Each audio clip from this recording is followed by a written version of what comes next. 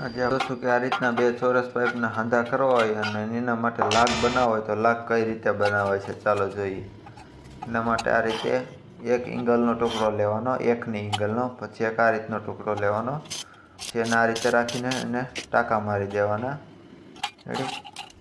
પછી આ રીતનો બીજો એંગલનો ટુકડો લેવાનો, તેને આ રીતે માપ કરીને કટિંગ કરી નાખવાનો અને આ રીતે ટુકડો મારી દેવાનો, એને ઘસી નાખવાનું એટલે ફિનિશિંગ આવી જાય। પછી આ રીતે એને કટિંગ કરી નાખવાનું। ચાલો આ કટિંગ થઈ ગયું।